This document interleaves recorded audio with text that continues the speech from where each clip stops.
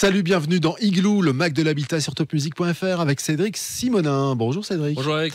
Alors avec tous les enfants que les Français ne vont pas manquer de faire depuis l'annonce du président Macron, il y en a déjà qui ont commencé, je sais pas vous, mais il y en a. Il va falloir les loger, tous ces enfants. Et il va falloir construire ou agrandir les locaux. Mais évidemment, il y a des lois en France, comme partout. On va les comprendre, ces lois, grâce à David Guilig. Bonjour David. Bonjour Eric. Vous venez régulièrement dans cette émission. Vous êtes toujours avocat associé dans le cabinet Solaire Couteau à Strasbourg ? Toujours. Donc tout va bien pour vous. Extension de logement entre opportunités et contraintes légales, c'est le thème de cette émission. On est parti, Cédric Simonin. Alors en cette période de crise de l'immobilier où c'est tellement difficile de trouver un logement, un terrain pour construire ou autre, que certains se posent la question de savoir s'ils ne resteraient pas chez eux et s'ils ne pourraient pas l'agrandir. Donc, comment agrandir votre espace de vie grâce aux extensions de logement ? Voilà la question que l'on se pose. Et au-delà des opportunités uniques qu'offrent ces projets, il est quand même important de savoir naviguer à travers les contraintes légales. Et il y en a quand même quelques-unes et elles sont importantes.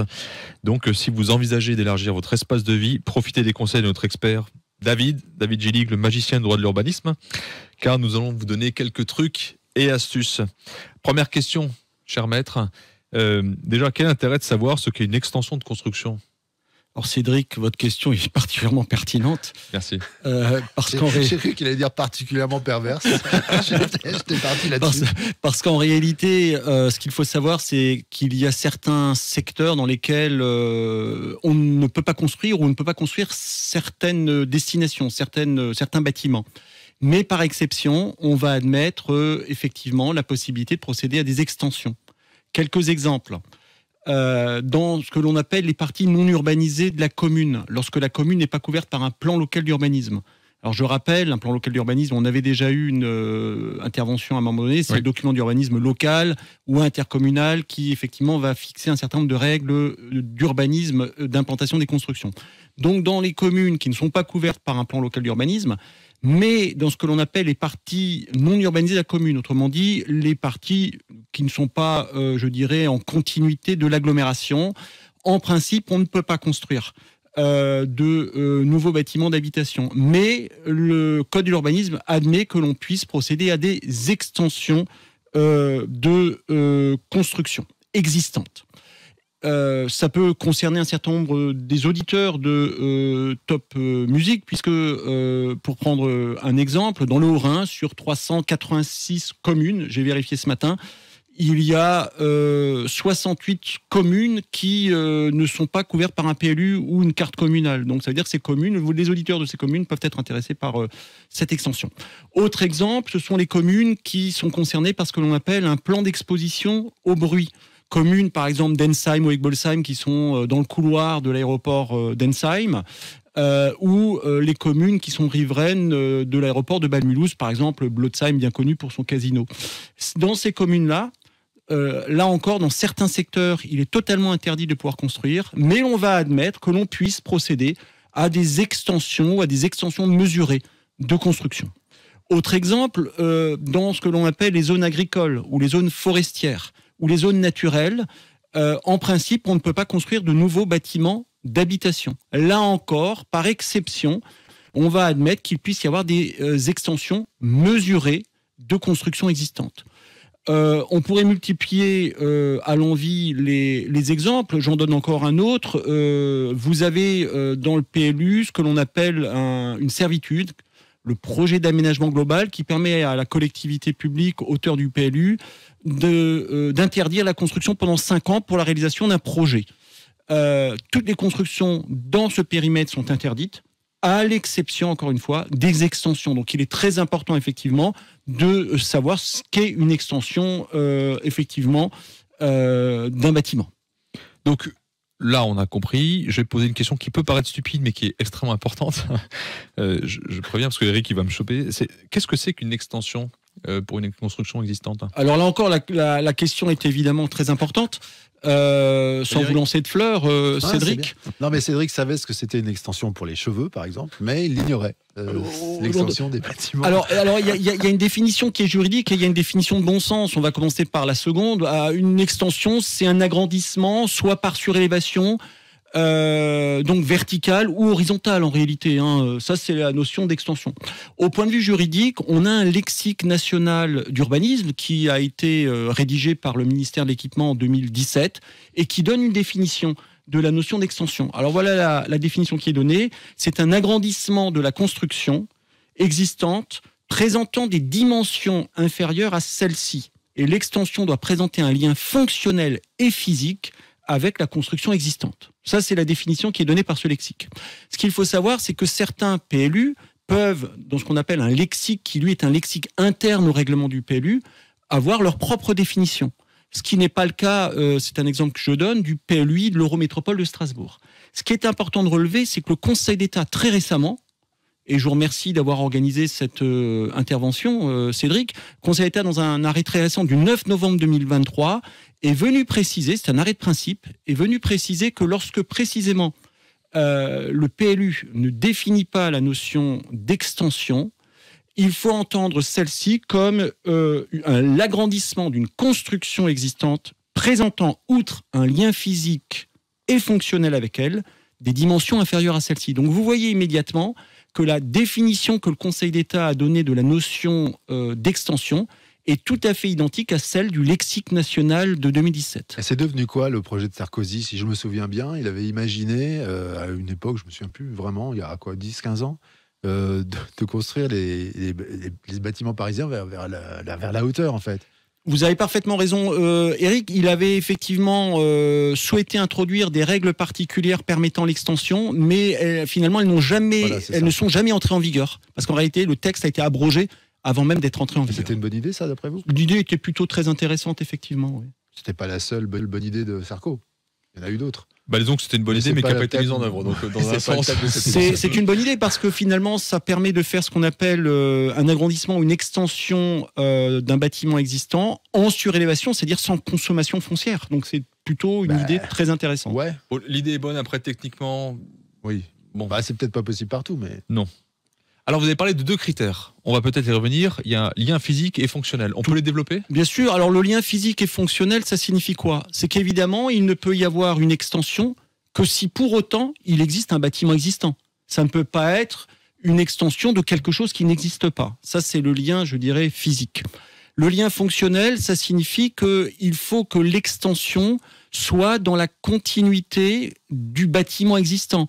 Ça signifie que, par exemple, si vous décidez de réaliser un abri de jardin, mais que cet abri de jardin n'est pas dans le prolongement physique immédiat d'un bâtiment existant, ça ne pourra pas être considéré comme une extension au sens du Code de l'urbanisme.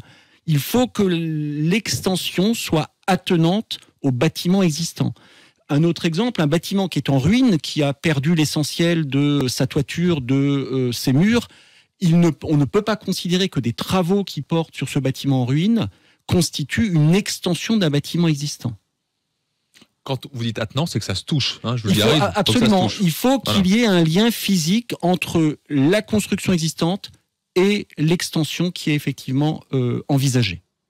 On parle de la dimension de l'extension. C'est une notion assez vague, là, parce qu'il n'y a pas vraiment de surface donnée, quoi. Tout à fait. Alors, c'est l'idée qu'il faut qu'il y ait une proportion entre l'extension et le bâtiment existant. Encore une fois, pour donner un exemple, j'ai parlé de l'arrêt du Conseil d'État du 9 novembre 2023.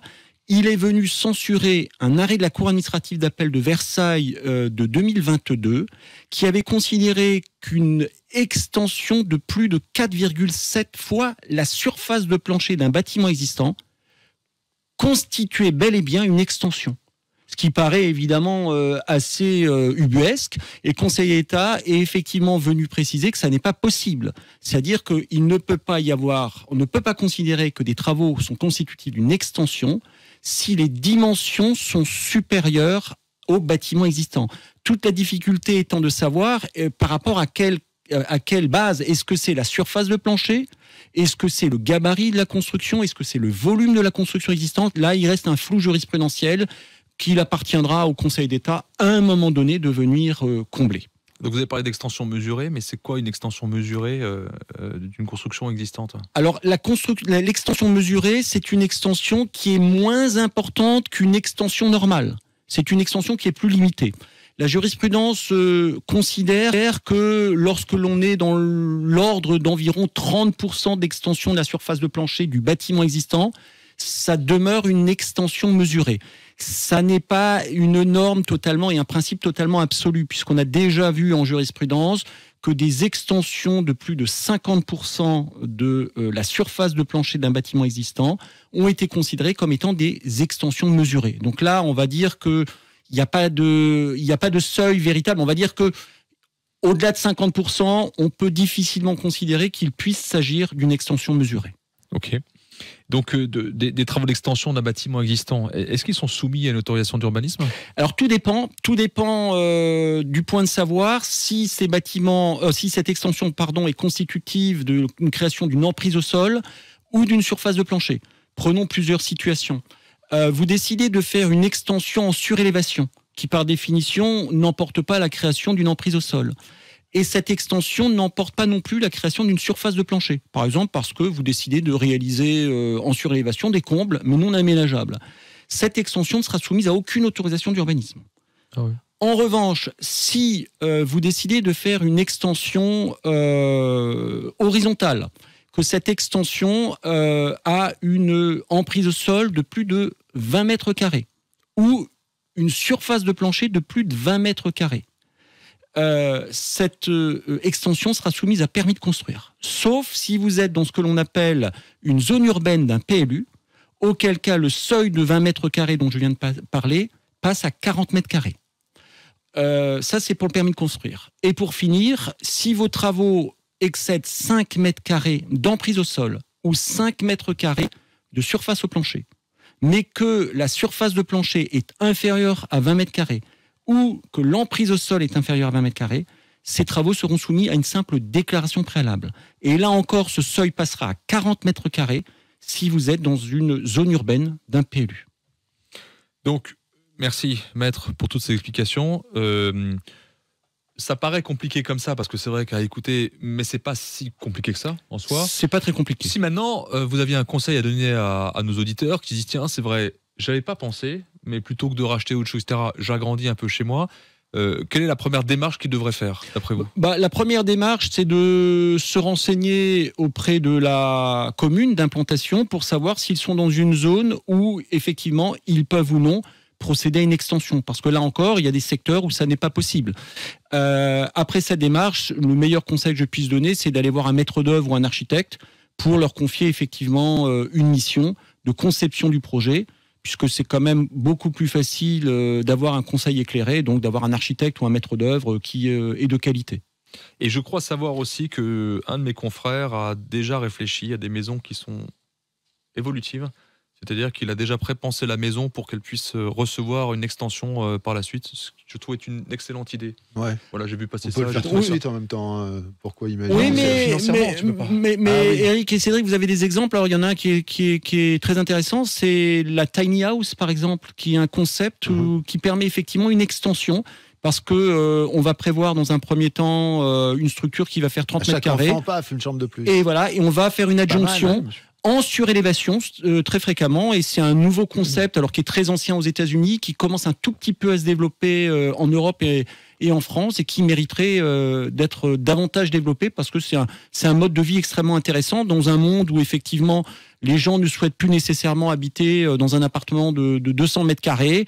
Ils préfèrent être effectivement dans un lieu qui en fait 30 ou 35 mètres, avec une possibilité en plus, grâce à la mobilité de la tiny house, de pouvoir changer assez régulièrement d'environnement. Ok, on en sait beaucoup plus sur l'extension de logement. Merci à tous les deux. Cédric, on ne va pas la faire, l'émission spéciale de Igloo Inside sur l'extension de vos cheveux. On va l'annuler, celle-là. Dommage. Et on en fera une autre, mais autour de l'habitat. Faut que j'annule le rendez-vous chez mon coiffeur. Ouais, annulez. Restez comme ça, vous êtes très bien. Enfin, je sais pas ce qu'en pense David. Ouais, je trouve que vraiment Cédric est parfait. Voilà. Et je sais pas ce qu'en pense Nono, qui réalise cette émission depuis des années maintenant. Mais tout le monde vous aime bien comme ça. Ne bougez rien, ne changez rien. Merci, c'était Igloo sur topmusic.fr, le Mac de l'habitat, retrouvé sur les plateformes de podcast. Sur Facebook, c'est Igloo on Air, et sur la chaîne YouTube d'Igloo. Salut.